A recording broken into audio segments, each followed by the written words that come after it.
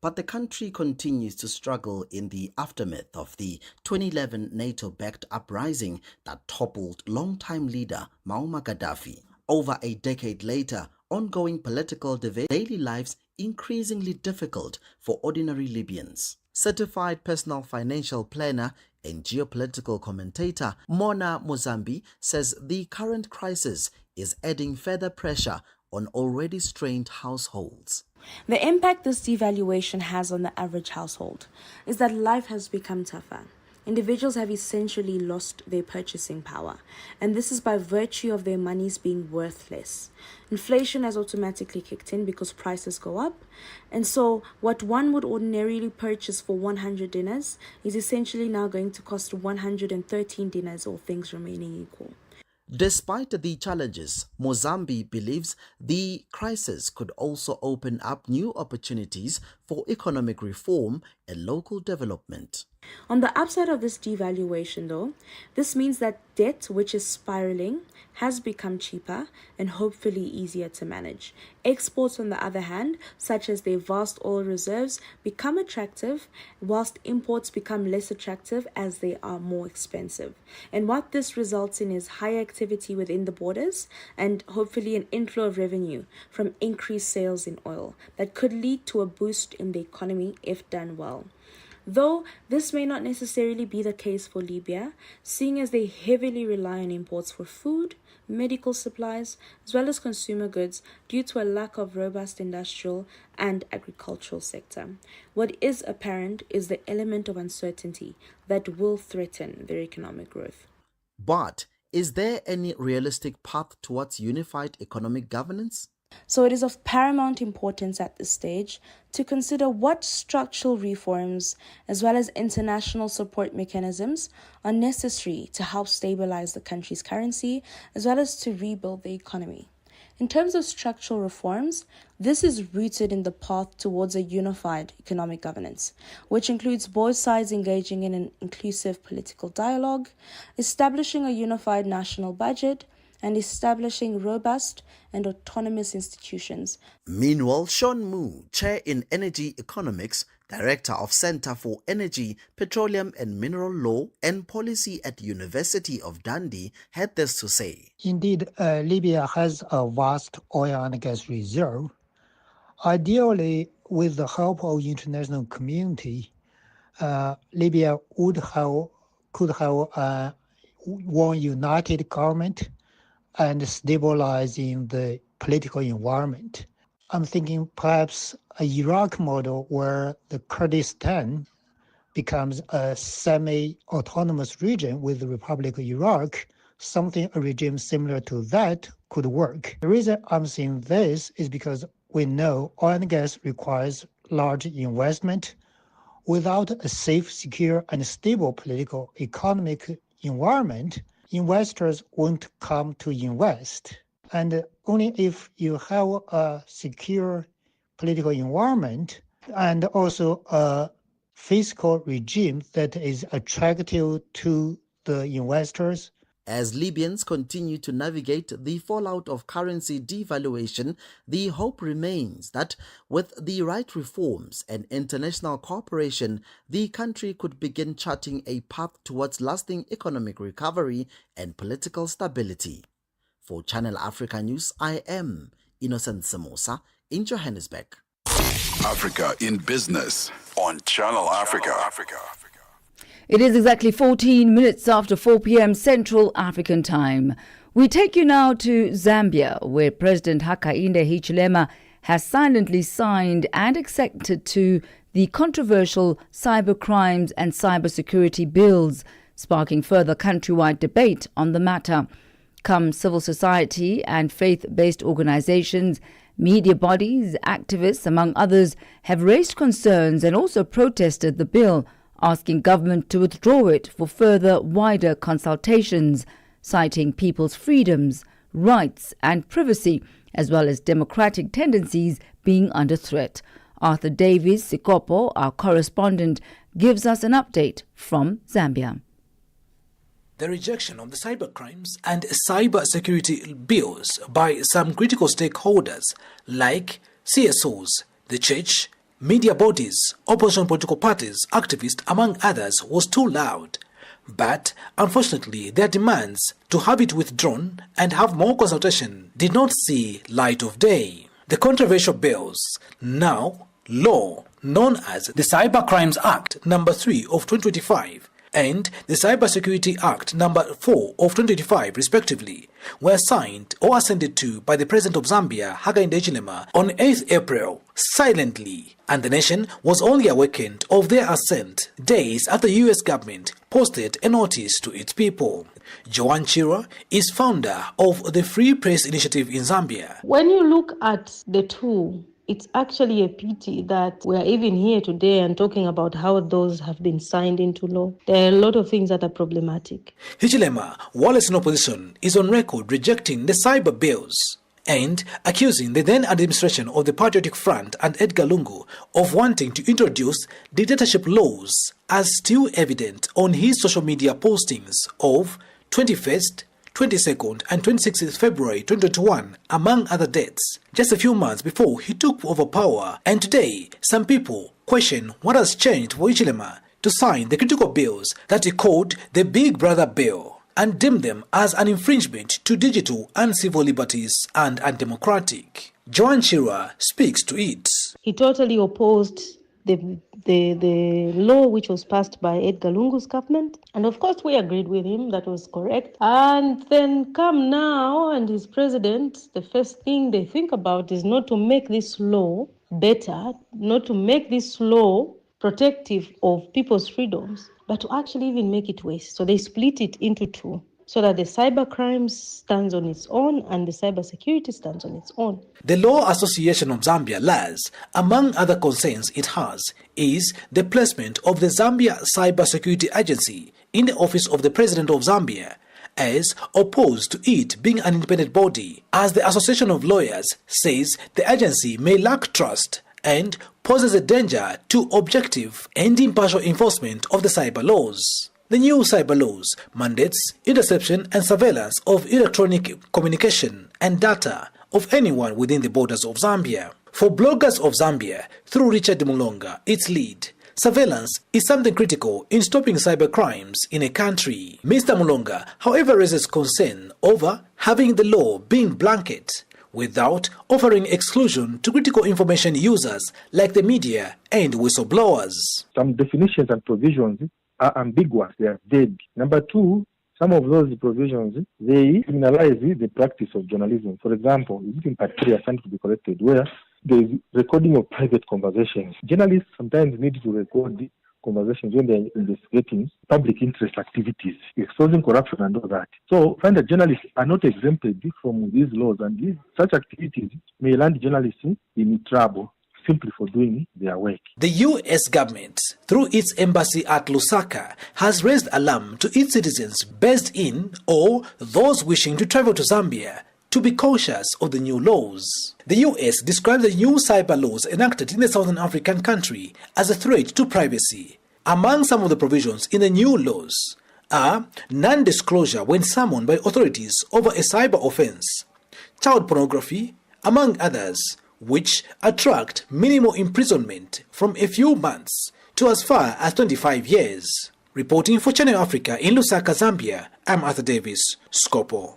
My name is Neto, NETO Chamani. Osiyatiko nengezimo mkhanju phandle kunjani moyani. Voko tendele. Africa at Play asiteleli siyashaya. Africa's velvet voice is in the house. Africa at Play is a place to be where we speak all things sport and music from the African continent to the rest of the world. We speak to your bundles of joy in sport, 12-year-olds and below, teenagers in sport, and we speak to elite athletes, administrators, coaches, and all the behind-the-scenes stakeholders of sport and music. Africa at Play, asiteleli siyashaya. Oh yeah, oh yeah, oh yeah. Connecting Africa to the world.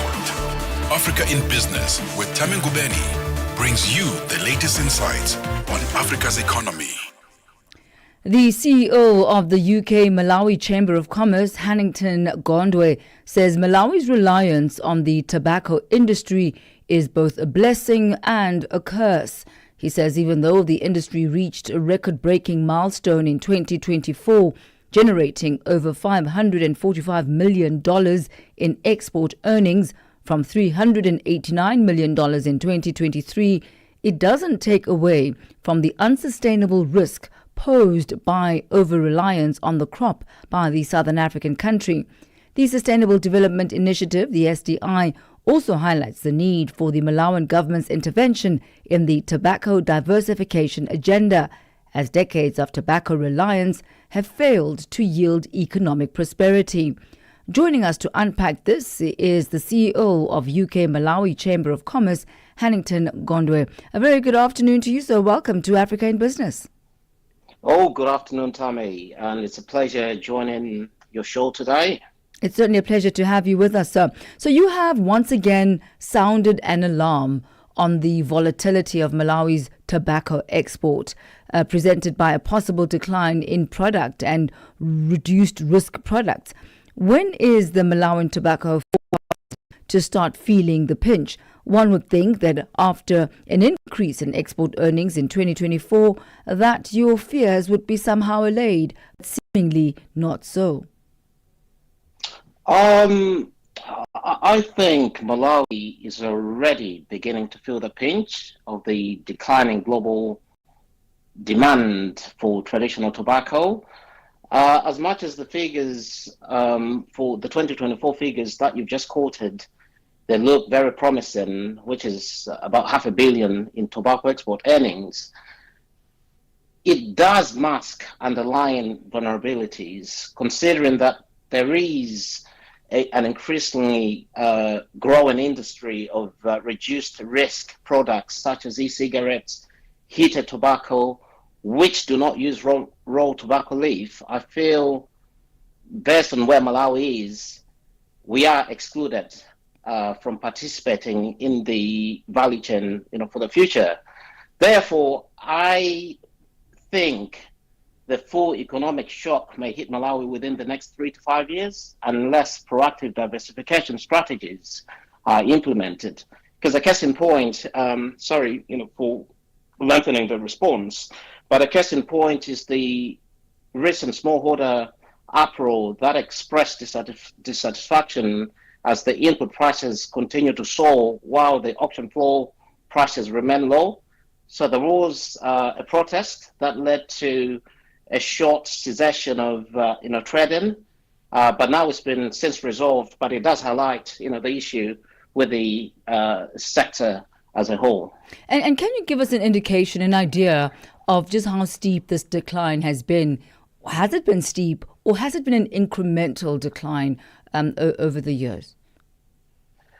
Over the years, I think it's been a mixed bag, but I would say, it's been declining exponentially. The reason being, even the global demand for tobacco, I know the numbers may look small in terms of the decline.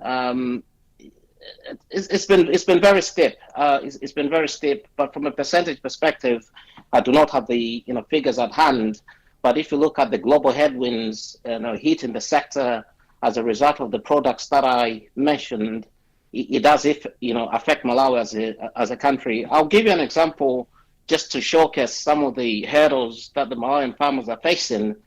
The bag of fertilizer has risen so much in recent years, up to, in Malawi kwacha, 140,000, which is equivalent to £80 per 50 kg bag.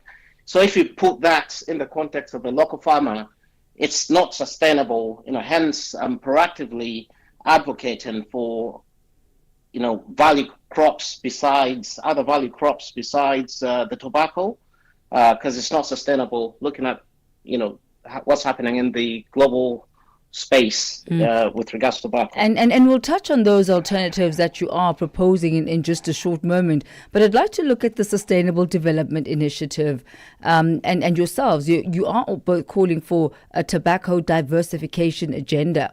What specific strategies can the Malawian government implement to support crop diversification away from tobacco? I literally hear you saying, how do you future-proof the country's economy?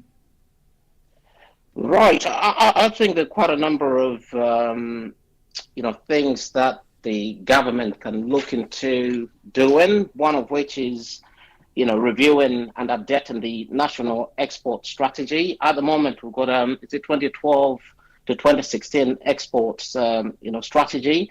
But I think the key point is shifting the focus from legacy crops to high value short term crops like soya, legumes, and horticultural produce, and also prioritizing on crops with high demand both regionally and globally. And the second thing that the government can do is also establish crop incentive schemes by providing financial subsidies, input support, and guaranteed minimum pricing for alternative crops, similar to what we are currently doing, for the tobacco farmers.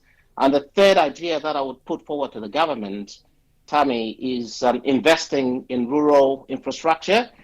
By this, I mean developing irrigation schemes, feeder roads, storage facilities to enable winter cropping and reduce the post-harvest losses that most Malawian farmers tend to, face. And with time permits, I also suggest expanding, extension services and research. That's strengthening farmer access to extension offices that tend to be government offices, improved seed varieties, climate smart agricultural techniques. These are just some of the solutions, to mention a few.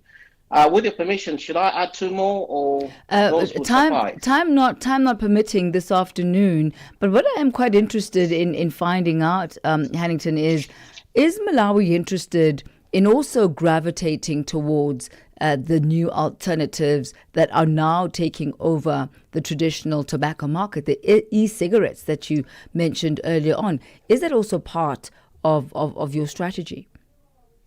I think that hasn't jumped out from the government strategies to date, and that's why, as UK Malawi Chamber, we are advocating and suggesting to government that we need to seriously consider such products. But the low-hanging fruits that take advantage of what we have naturally, there are things like short-term crops. We've got soya beans, groundnuts, beans, which are in high demand regionally. And also recently, there's been a rise in demand for chilies and paprika for export markets. I know it's a niche. These are niche, agricultural products, but I feel we can leverage on that. We've got industrial hemp and medicinal cannabis. We legalize that. We need to make sure that we've got robust regulatory and investment frameworks to harness, this sector. And obviously, we've got agro-processing and value addition, an area that we're also yet to leverage on, as a country. We can make fruit juices, we can make, sunflower from groundnuts, oil from sunflower and groundnuts, etc. These are just some of the examples that I can put forward. I'm quite interested in your take on this, because there have been concerns that the tobacco industry-led crop diversification is not actually helping farmers, and that the tobacco industry's diversification programs are in fact driven by the industry itself. And my question here is, how can the perceived conflict of interest be dealt with and also ensure that tobacco farmers are not left behind? Your comments on that? Oh, Thami, that's a brilliant question. I think the current model where tobacco companies control the diversification narrative is deeply flawed. And what I would suggest to the government of Malawi is to have to lead the agenda. Basically public agencies, not tobacco firms, should manage and coordinate the diversification programs with clear farmer first objectives. And the other point that I would also suggest is to establish independent oversight, basically, setting up, for example, maybe an agricultural diversification authority that manages the diversification process, and crucially as well, making sure that the farmers themselves are engaged. Design programs with farmers first, not for them. They need to be at the heart of the policy development and implementation. And also legislation and accountability. We need to require tobacco firms to publicly disclose funding, partnerships, and outcomes of any diversification programs. These are just, a few examples that I would put forward to the government.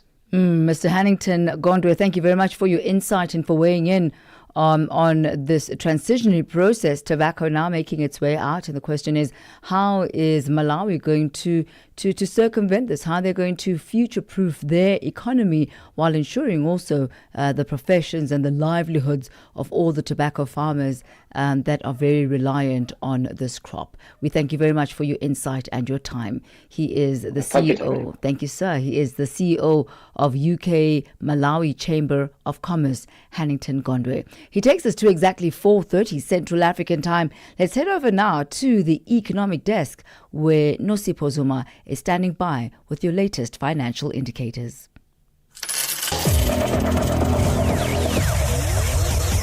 Business news on Channel Africa.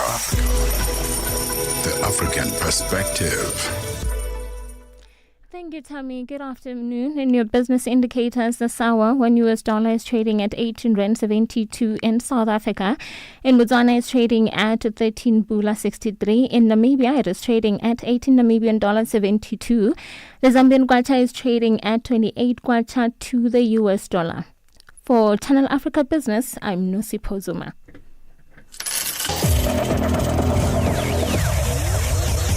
Business news on Channel Africa. The African perspective. Hi there.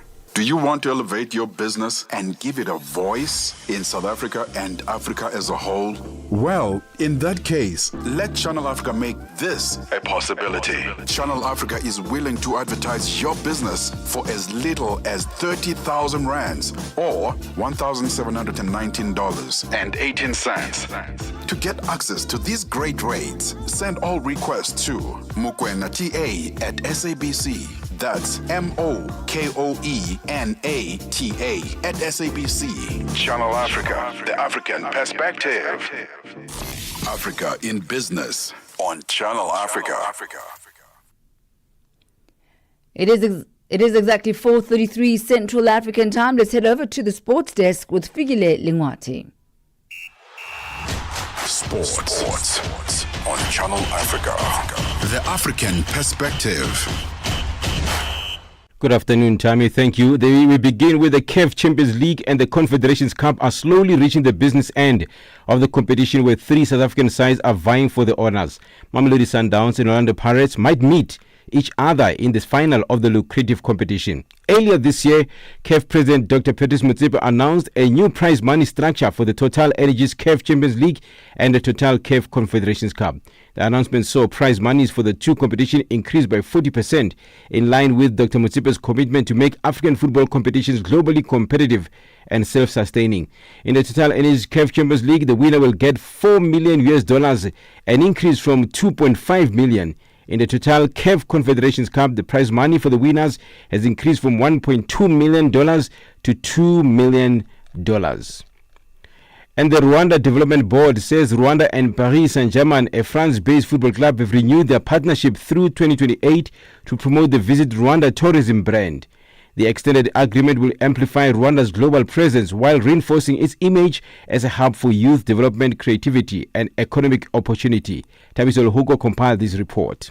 Chief Executive Officer of the board, John Guy Africa, says the partnership has contributed significantly to position Rwanda as a leading destination for tourism and investment and a beacon for talent, sports and cultural innovation. Guy Africa says renewing through 2028 will build on the success and create even more impact for Rwandans and the global Paris Saint-Germain community. The renewed partnership will further elevate Rwanda's international visibility, including the placement of the Visit Rwanda logo on the PSG's US-based academies, training kits, and on the sleeves of the PSG men's first team jerseys during the 2025 FIFA Club World Cup. Netball news. Netball South Africa has been grilled by Parliament's Portfolio Committee on Sport, Arts and Culture this morning. The federation, whose president Cecilia Mulukwane was suspended by the well-governing body this weekend, failed to table its 2023-2024 financial statements during today's meeting. Lyndon Barber, who was a member of the board, says they were in the process of wrapping up the audited financial statements. 60 million of the 90 million was immediately used for the floors and for the venue costs. The other 30 million was used in the running of the event, and there's a full report of the activities up to 2023. Our auditors are now busy finalizing the last 30 million, but included with that would be things like the launch, the mascot launch, the draw, all of those various things that would then come out with the last 30 million, because the last 30 million is the actual running of the event. Finally, unseeded Jelena Ostapenko's Stuttgart Championship win resulted in a prize money payout of $162.181 thousand US. Additionally, she received $128.6 thousand US car as part of the prize package. Ostapenko stunned world number one Arina Sabalenko in straight sets to capture the Porsche Grand Prix title, sealing one of the biggest upsets of the clay court season. For any sports stories you'd like to share with us, please send an email to newsroom@channelafrica.co.za or call us on +2711 714 4459. This is Channel Africa Sport with me, Fikile Lingwati. Sports on Channel Africa. The African perspective. Stay ahead with Africa in Business, where Thami Ngubeni unpacks go-to source for Africa's economic trends and development. It is exactly 4:37 Central African Time. What are the economic trends and developments in your region? Do let us know, especially if these would be of interest to our listeners both on the African continent and in the diaspora. Send us your story leads to newsroom@channelafrica.co.za.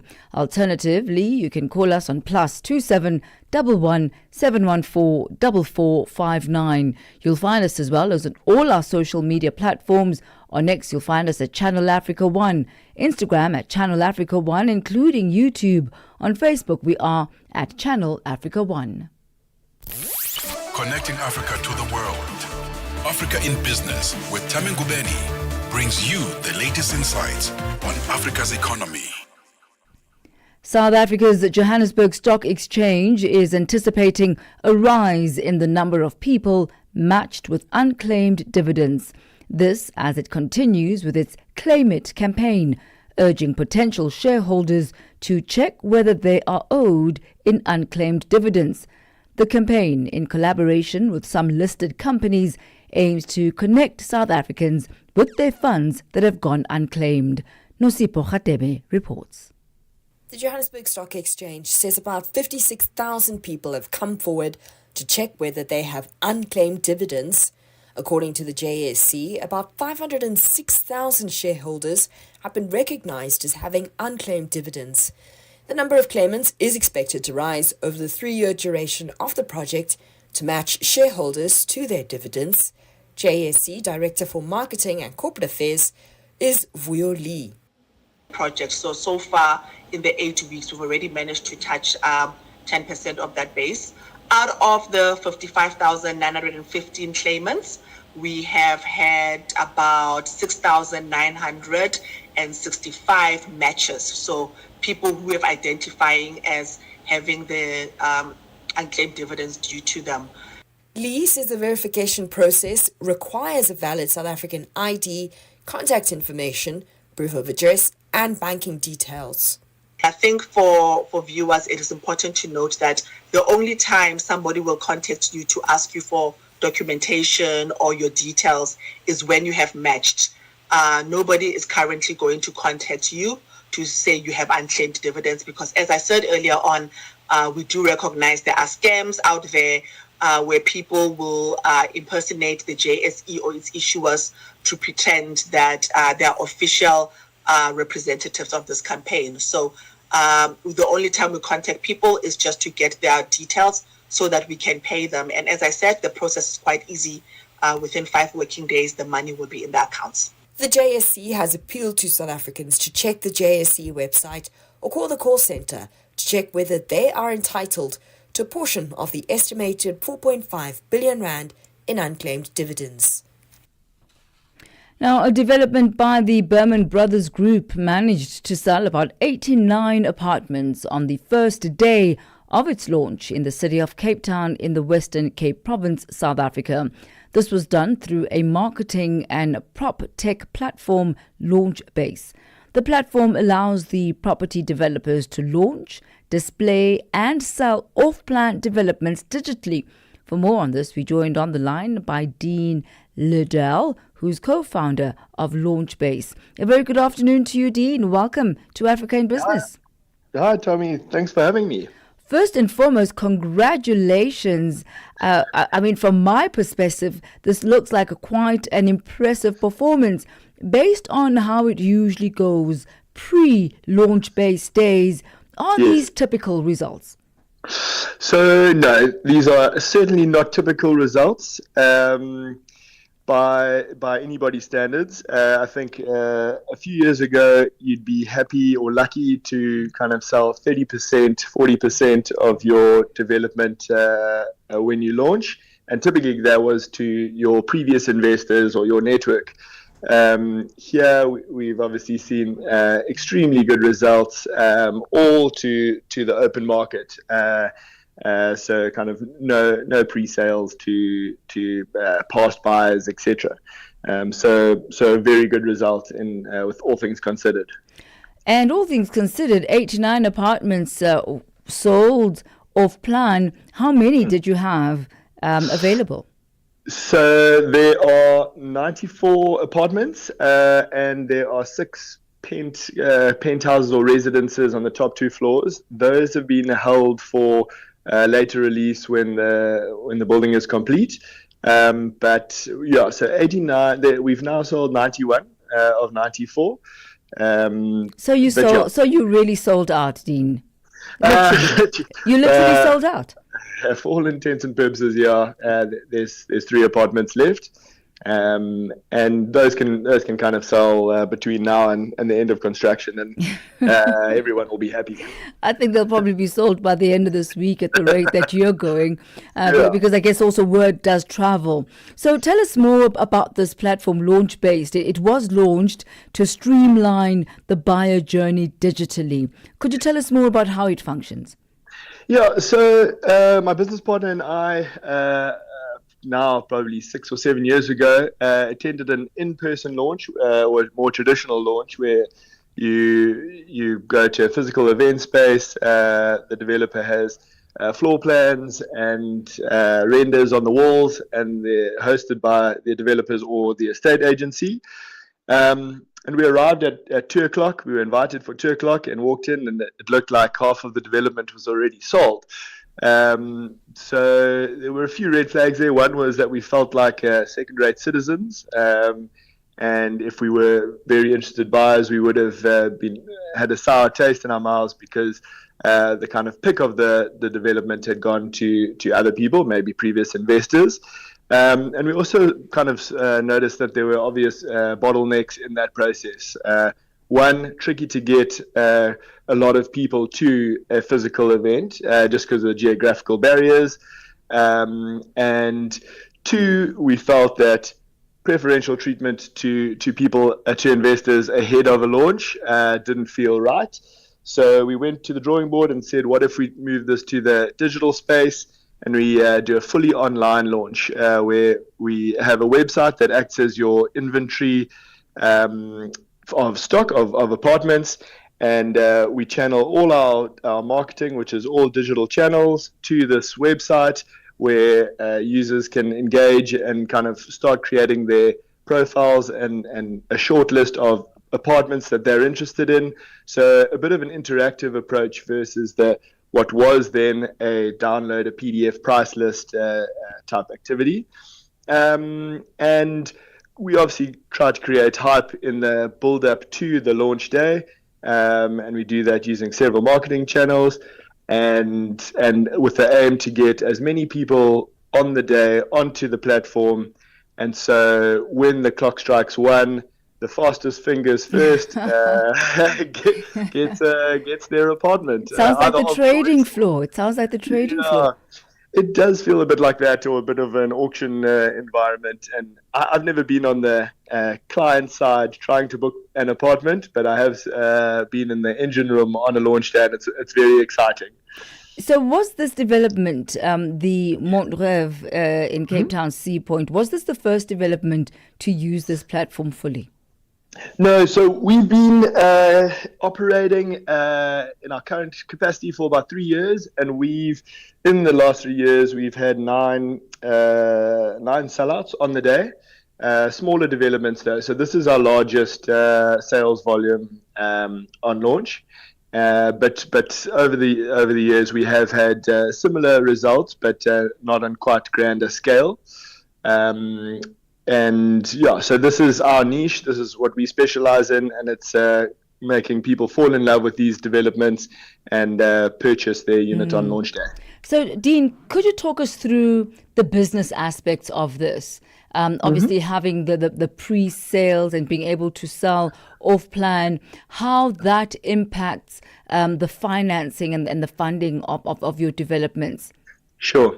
So typically developers need around 70% pre-sales on off-plan developments to unlock finance from the banks or whoever is funding them.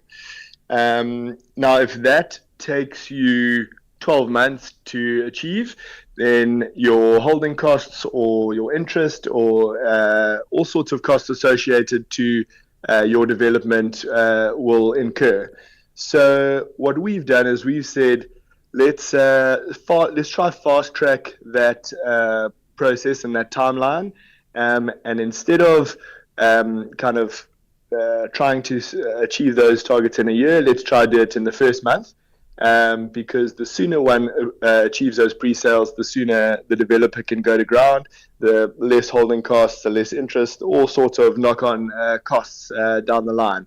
As you know, the prices in the construction industry go up almost every week. So every sale up front, and the sooner they can get to ground, the better. So that's kind of where we come in and where we specialize.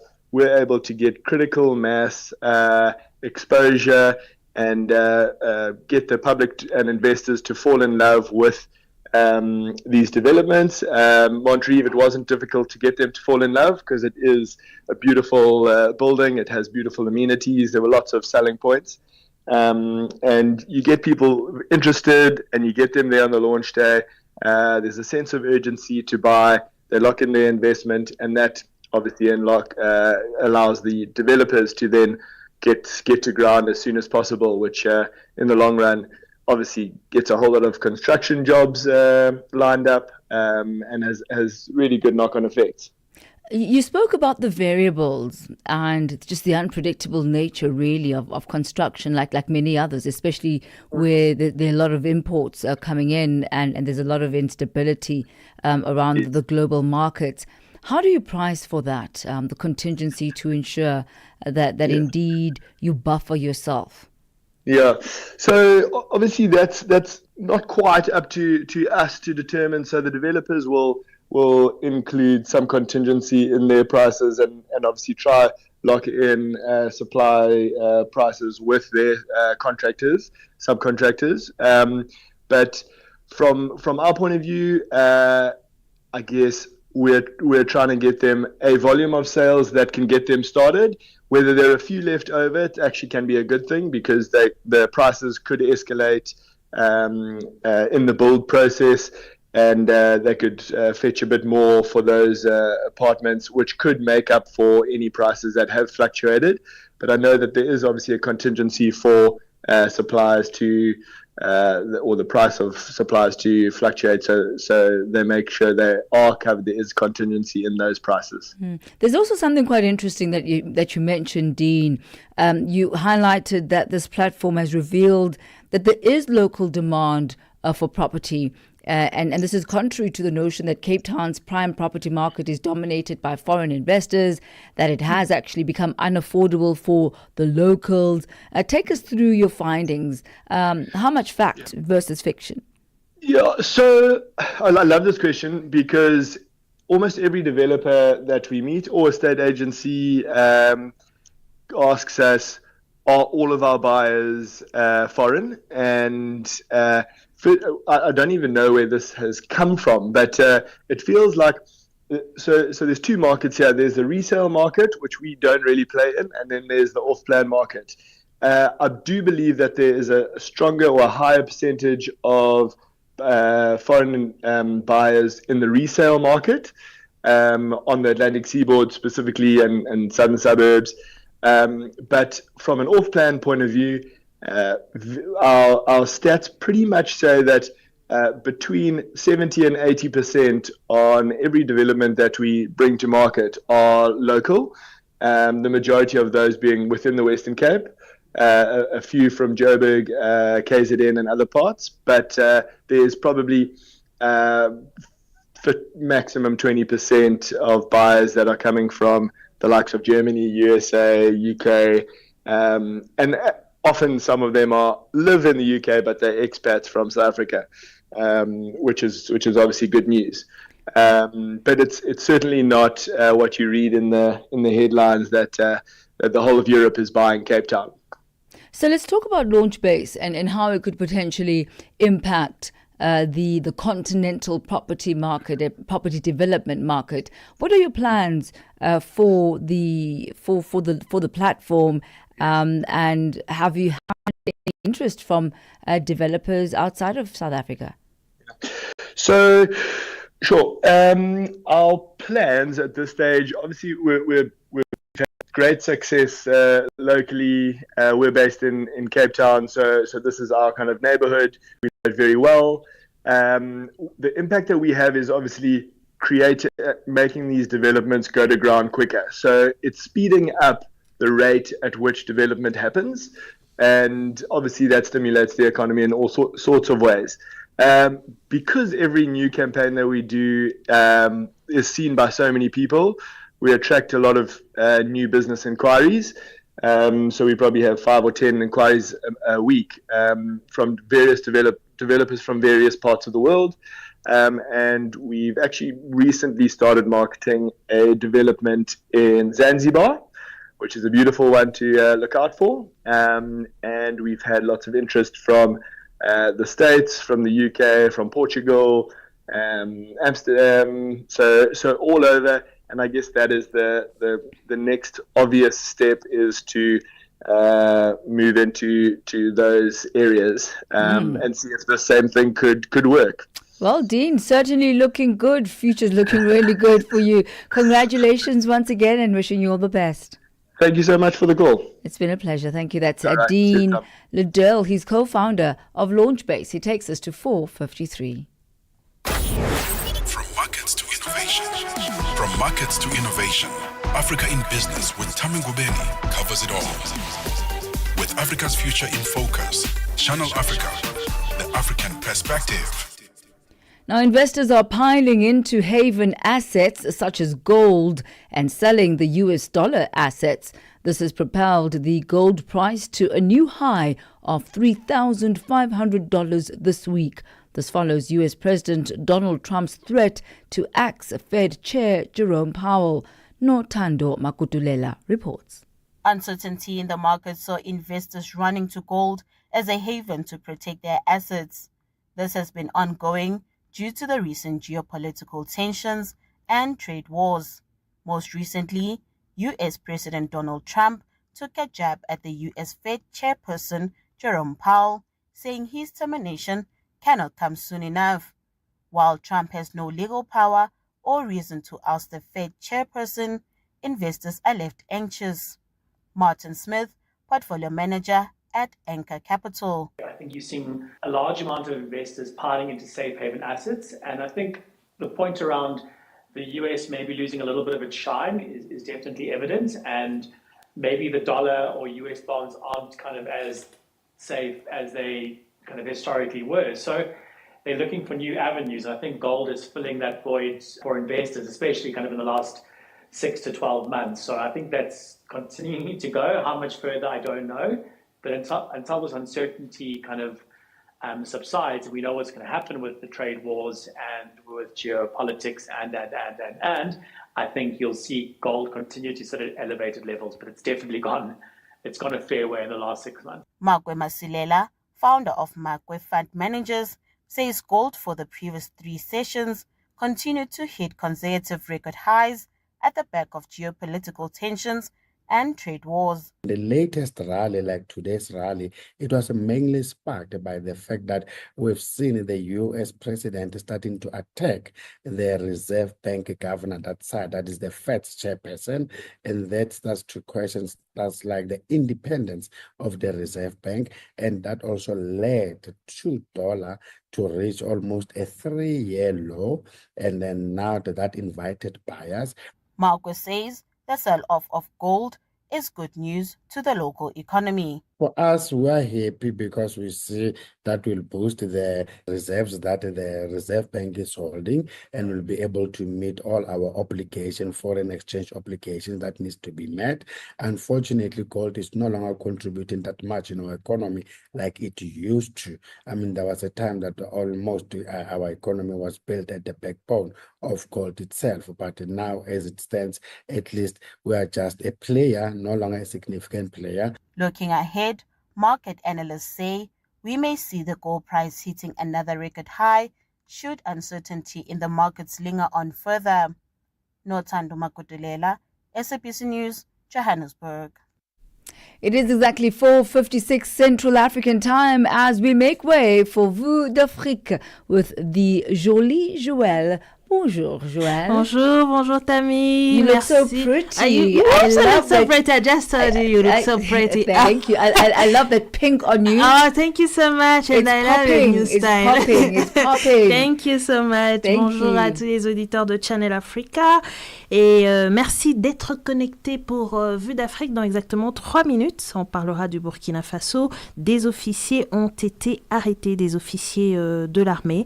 On parlera aussi du coup d'envoi ce lundi au Ghana des festivités marquant le 50e anniversaire de la CEDEAO, mais aussi en sport. Jolino Sungu nous parlera des athlètes kenyans qui ont une fois de plus hissé haut le drapeau de leur pays.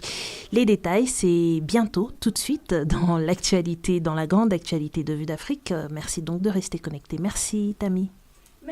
Merci, Joël. That's Joël with Vue d'Afrique coming up. We are having the French news as well in about 2 minutes' time at 5 p.m. So thank you so much to all of you for having joined us. It really even doesn't feel like Tuesday. It feels like Monday because yesterday was a public holiday, and I really hope that wherever on the continent that you are, if you are celebrating or you're celebrating Easter, that it was a good one for you and your loved ones. Well, that's how we come to the end of Africa in Business for today. Thank you to our amazing team behind the scenes. Yes, they make this all happen.